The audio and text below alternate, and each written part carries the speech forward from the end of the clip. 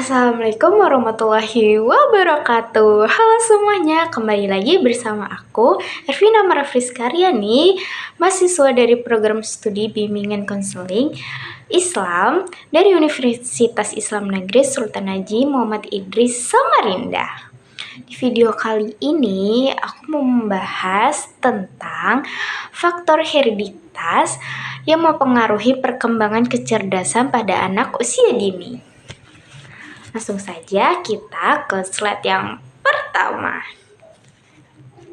Nah, yang pertama, menurut Sandrock, perkembangan adalah pola perubahan yang sudah dimulai sejak pembuahan dan terus berlanjut di sepanjang rentan kehidupan individu.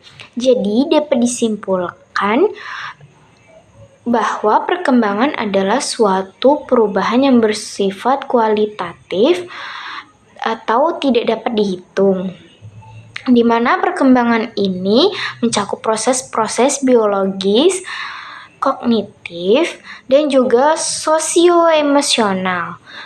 Nah, adapun tumbuh kembang yaitu proses yang berkesinambungan yang terjadi sejak masa konsepsi dan akan terus berlangsung hingga dewasa. Nah, kemudian ada juga inteligensi atau yang sering disebut kecerdasan. Nah, menurut Sternberg, ialah aktivitas mental yang diarahkan pada kegiatan yang bertujuan untuk menyesuaikan diri, memilih, dan membentuk lingkungan sesuai dengan individu. Seperti itu. Kita lanjut ke slide yang kedua.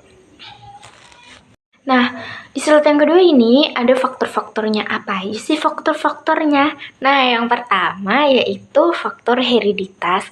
Faktor hereditas yaitu sesuatu yang diwariskan dari induknya kepada keturunannya. Contohnya seperti warna kulit, tinggi badan, bentuk hidung, bahkan bisa juga penyakit. Seperti contohnya penyakit jantung, asma, diabetes, seperti itu.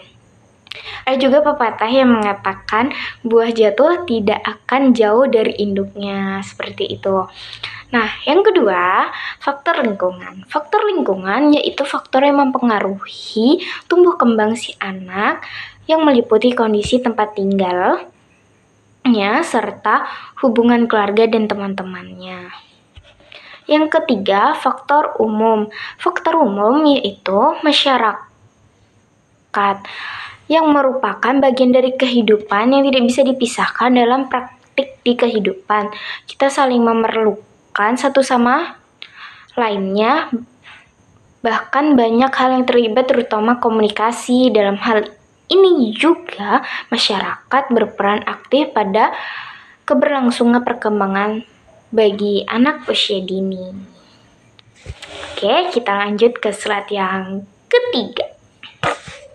Nah, di slide yang ketiga ini ada prinsip hereditas menurut Crow sebagaimana yang dikutip Muhammad Fatur Rahman sebagai berikut. Yang pertama ada prinsip reproduksi. Dalam prinsip reproduksi, faktor keturunan hereditas berlangsung melalui perantara germ cell dan tidak dengan sel somatik. Sifat-sifat orang tua yang didapat dari lingkungan tidak dapat mempengaruhi plasma benih. Yang kedua, ada prinsip konformitas. Berdasarkan prinsip konformitas, masing-masing makhluk menurunkan golongan dan jenisnya sendiri. Yang ketiga, prinsip variasi. Dalam prinsip variasi, suatu jenis atau spesies dipandang dapat memiliki persamaan maupun perbedaan.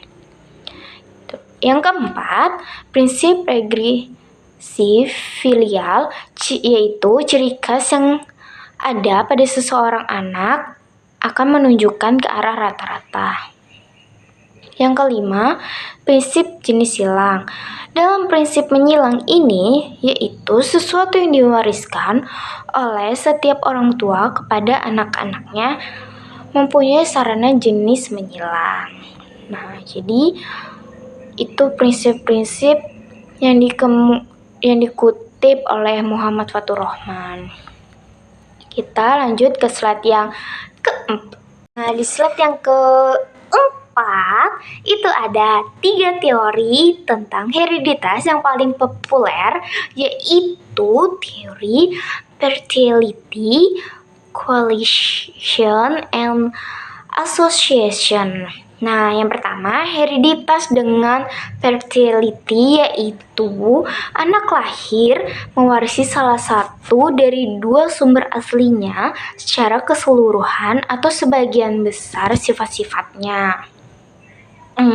Yang kedua, hereditas dengan coalition, yaitu sifat anak yang tidak mewarisi cabang-cabang dari sumber aslinya. Yang ketiga, hereditas dengan association, yaitu anak mewarisi salah satu sifat tertentu dari sumber aslinya. Jadi itu 3 teori yang paling populer. Kita lanjut ke slide yang kelima. Yang kelima itu ada stimulasi untuk optimalkan tumbuh kembang anak usia dini. Yang pertama, stimulasi motorik. Nah, stimulasi motorik itu yaitu motorik si kecil umumnya tuh mengalami perkembangan yang pesat kan. Oleh karena itu, kita harus memberi stimulasi motorik dengan melakukan aktivitas fisiknya. Seperti contohnya mengajaknya bermain atau berolahraga. Nah, aktivitas fisik ini bisa meningkatkan keterampilan motorik seperti keseimbangan, ketangkasan, dan fleksibel. Biasanya itu anak di usia 1-3 tahun. Yang kedua, ada stimulasi kognitif. Nah, stimulasi kognitif ini gunanya untuk mengasah kemampuan berpikir si anak. Caranya tak lain dengan memberikan pelatihan secara verbal. Misalnya saja melakukan stimulasi ini saat sedang bermain sambil mengajukan beberapa pertanyaan sehingga akan memicu si anak untuk berpikir dan memberikan jawaban. Selain itu juga ini juga bisa melatih si anak untuk berpikir cepat. Dan yang ketiga itu ada stimulasi sensori. Nah, ada 5 stimulasi sensori yang perlu diberikan untuk mendukung tumbuh kembang anak usia dini, yaitu penglihatannya, penciumannya, perasaannya, pendengarannya, dan peraba. Nah, kita bisa memberikan stimulasi tersebut melalui permainan sensori. Aktivitas sensori ini bisa membantu otak si